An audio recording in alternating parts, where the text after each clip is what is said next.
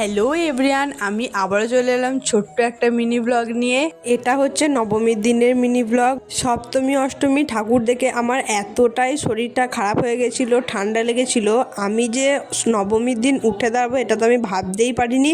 আমি যে ঠাকুর দেখতে যাব এটাও আমি ভাবতে পারিনি। ওষুধ খেয়ে একটু ঠিক হয়ে বেরিয়ে পড়েছি ঠাকুর দেখতে, কারণ দুর্গাপুজোতে যতই শরীর খারাপ হোক ঠাকুর দেখা একদম মাস্ট। তাই একটু ঠিক হতে আমরা সবাই মিলে বেরিয়ে পড়েছি ঠাকুর দেখতে। আর আজকে বেশি দূর যাইনি, সেরকম কাছেই গেছিলাম, মানে স্টেশনে। ওখানে সুন্দর সুন্দর প্যান্ডেল হয়। আমরা ওখানে দুটো ঠাকুর দেখেছিলাম, তার মধ্যে এই যে ঠাকুরের প্যান্ডেলটা দেখতে পাচ্ছ, এই প্যান্ডেলটা কিন্তু দারুণ সুন্দর করেছিল। মানে এর থিমটা ছিল আমরা বর্তমানে যেই জিনিসটা নিয়ে বেশি সময় কাটাই, মানে হচ্ছে মোবাইল। এই মোবাইলের খাপ দিয়ে কিন্তু এই গোটা প্যান্ডেলটা তৈরি হয়েছিল।